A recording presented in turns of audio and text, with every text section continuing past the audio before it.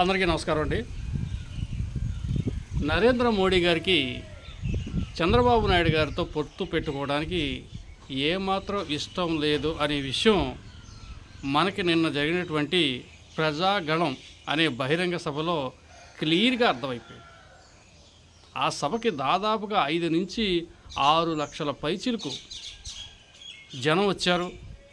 అదేవిధంగా ఎంతోమంది social media ద్వారా, టీవీ సెట్స్ ద్వారా మరి ఆ సభను వీక్షించారు. వాళ్ళందరూ కూడా అక్కడ ప్రసంగాలు బట్టి వాళ్ళకి అర్థమైంది ఏంటి అంటే, మోడీ గారికి ఎంత మాత్రం చంద్రబాబు నాయుడుతో టైఅప్ పెట్టుకోవడానికి, పొత్తు పెట్టుకోవడానికి ఇష్టం లేదు, చంద్రబాబు నాయుడిని ఆయన అంతగా నమ్మట్లేదు అనే విషయం చాలా క్లియర్గా అర్థమైంది. అది ఎలాగంటే, 3 పార్టీలు కలిసిన వేళ, కూటమిగా ఏర్పడిన వేళ, ఎన్డీఏని ఏర్పాటు చేసుకున్న ఈ సందర్భంలో తొలిసారిగా వీళ్ళు సమావేశం పెట్టుకున్నప్పుడు మాజీ ముఖ్యమంత్రి చంద్రబాబు నాయుడు గారు మాట్లాడే సమయంలో ఆయన ఏం చెప్పాలి? రేపు మేము అధికారంలోకి వస్తే కేంద్రంలో మోడీ గారు 3వసారి ప్రధాని అయితే ఈ రాష్ట్రానికి కేంద్ర ప్రభుత్వం ద్వారా ఈ నిధులు మేము తీసుకొస్తాం, పోలవరాన్ని పూర్తి చేస్తాం, పెండింగ్ ప్రాజెక్టులను పూర్తి చేస్తాం, రహదారులు అభివృద్ధిని నిలిచిపోయిన రహదారులు మేము వేయిస్తాం, ఇంకా అనేక పరిశ్రమలు తీసుకొస్తాం,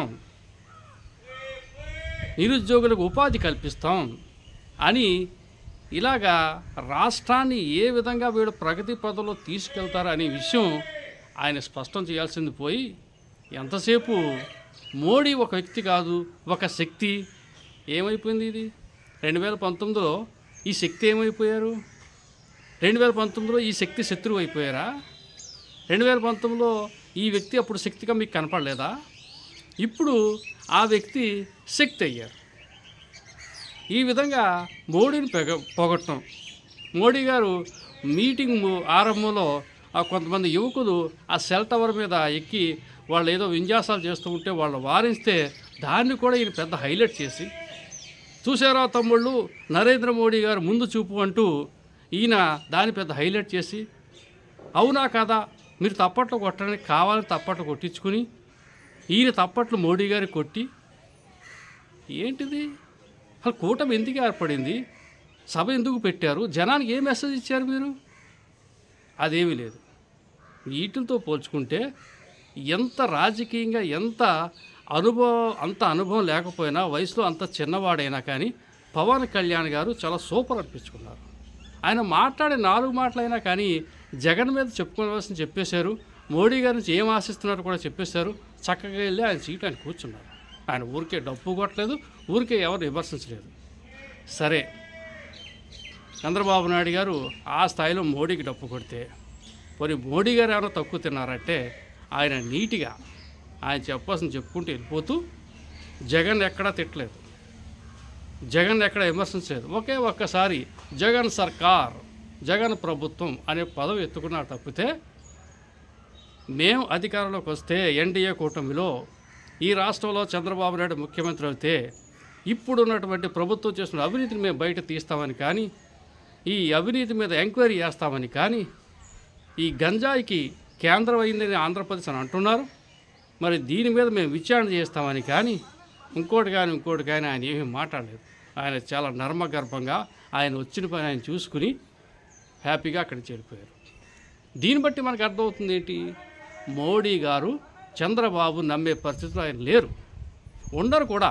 ఎందుకంటే 2014లో ఇదే విధంగా డప్పు కొట్టి మోడీ గారితో సపోర్టు తీసుకుని 4 సంవత్సరాలు ఆయనతో ఆ ఫ్రెండ్షిప్ మెయింటైన్ చేసి ఎలక్షన్ దగ్గరికి వచ్చే సమయానికి ప్లేట్ నిర్వహించేశారు.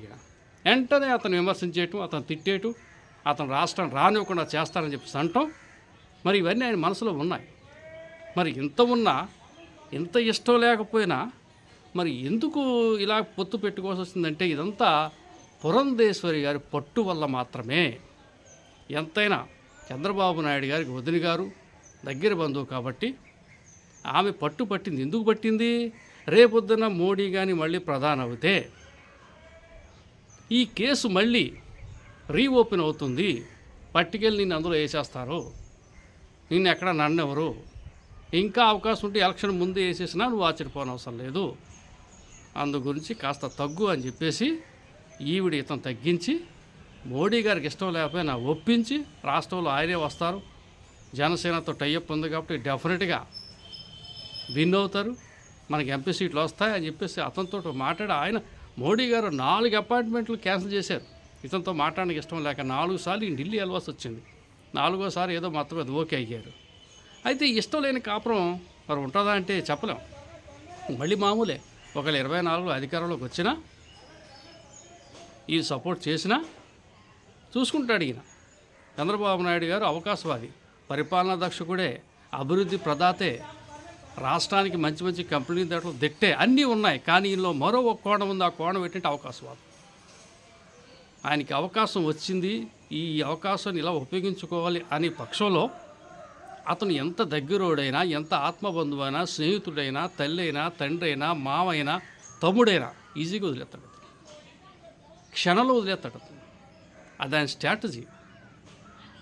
ఈ నేపథ్యంలో మరి ఈ పొత్తు కంటిన్యూ అవుతుందంటే ఓకే, జనసేన భారతీయ జనతా పార్టీ పొత్తు అయితే కంటిన్యూ అవుతుంది.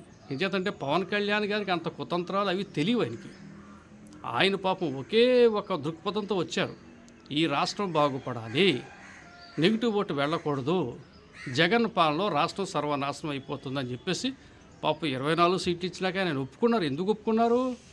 ఆయన మంచితనం, రాష్ట్రం కోసం ఒప్పుకున్నాడు ఆయన. అది ఈయన దగ్గర ఉండదు. డెఫినెట్గా ఈ పొత్తు అయితే ఎలక్షన్ అయిన తర్వాత ఇతనికి కావాల్సిన సీట్లు, కావాల్సిన అధికారం అన్నీ వచ్చినప్పుడు ఈ డెఫినెట్గా ప్లేట్ పెంచడం ఖాయం.